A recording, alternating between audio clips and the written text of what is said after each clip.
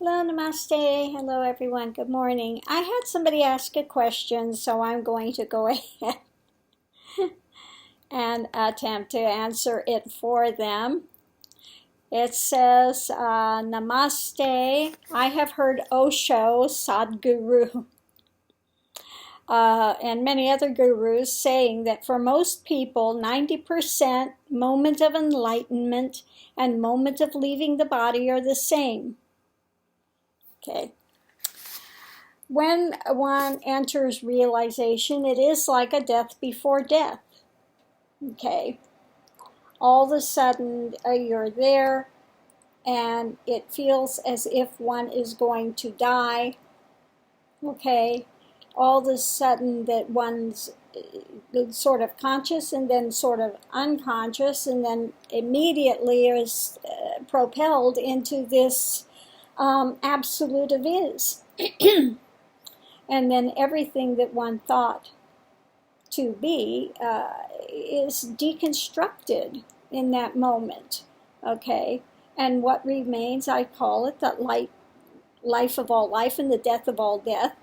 There's this conscious awareness of this light beyond light. It's not you experiencing it. There is no you in that moment. There is no you. That persona has deconstructed into simply this is. This is the only thing that is there. Okay? It's unborn. It's never been born. It's never died. It simply is. Eternal. Unchanging. Okay? And that is what one is. Minus the egoic persona, illusions, delusions, storylines. Okay? So that's what takes place. In that instant, just before realization, yes, it feels as if one has died, is dying. Okay. And the consciousness at that moment, like I said, when one enters realization, everything is what they say blown out, deconstructed, and it doesn't reform. Okay. For some, it will reform. They'll come back out of it, and then they will try to grasp at what happened and then cause a division again and go back into ego persona, and then they've had an experience. But when genuine realization takes place, there is no reconstruction back into persona.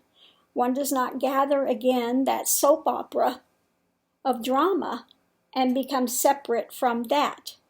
Okay, that remains as simply the reality of consciousness from that time forward. Okay, so let's go forward and see what else it says. It is said by Ramakrishna Paramahansa created a conscious desire for food to create conscious karma to hold on to his body. Okay, who says it?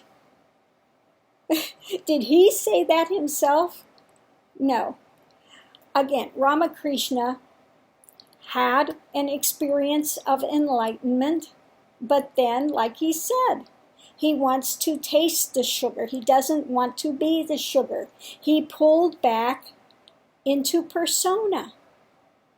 So enlightenment, while he could speak of it because he had an experience of it, was not the ongoing consciousness. He went back into Dvaita mind because he wanted to continue that play of God and that interaction with Kali and on astral planes and himself as devotee. He chose to stay in body, okay, in Dvaita. Okay, so let's continue forward.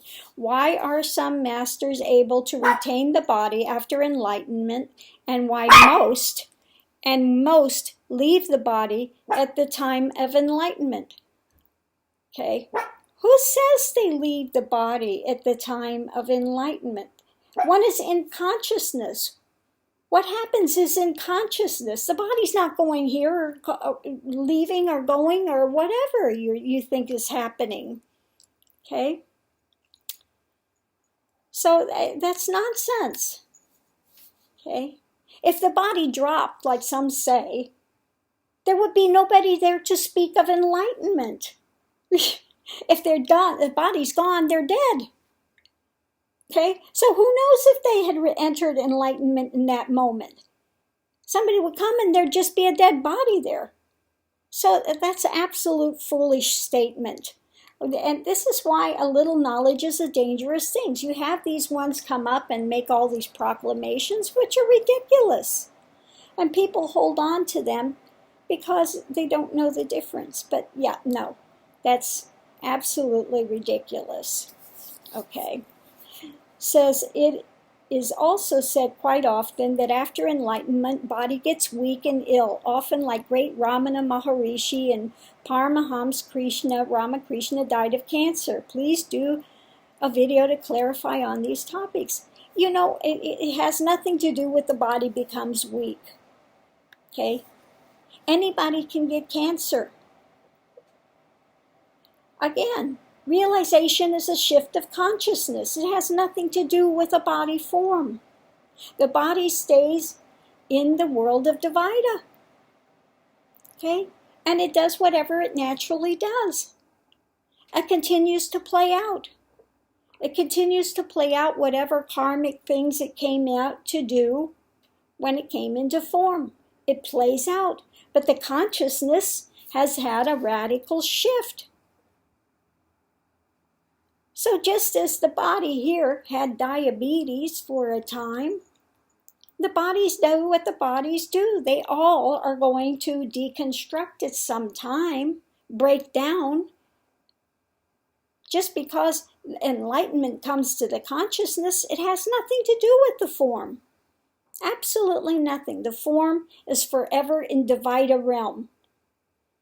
The consciousness, even though it appears to be in Dvaita realm for a time because it is connected, it's identifying with the body.